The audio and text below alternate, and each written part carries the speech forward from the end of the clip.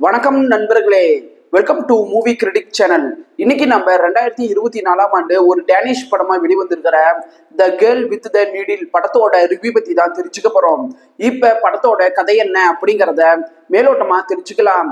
இந்த படத்தோட கதைக்களமே 1919 முதலாம் உலக போரோட முடிவுல டென்மார்க் நாட்டுல நடந்த ஒரு உண்மை சம்பவத்தை அடிப்படையாக வச்சு உருவாக்கப்பட்டது தான் இந்த படம்.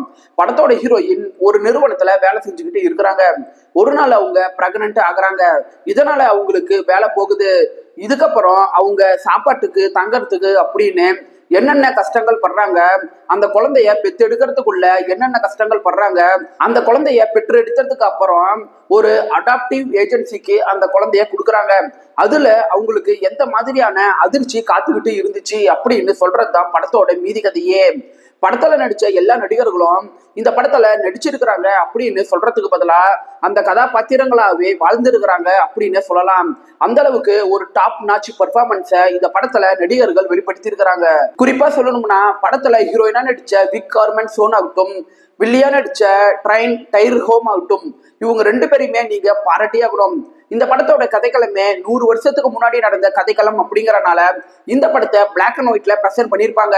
அதனாலேயே இந்த படம் பார்க்கும்போது ஆடியன்ஸுக்கு அந்த டைம் பீரியடுக்கான ஒரு அட்மாஸ்பியரை இந்த படம் நல்லாவே கடத்துது. இந்த படம் 2 மணி நேரத்துக்குள்ள இருக்கிற மாதிரி தான் பிரசன்ட் பண்ணப்பட்டிருக்குது.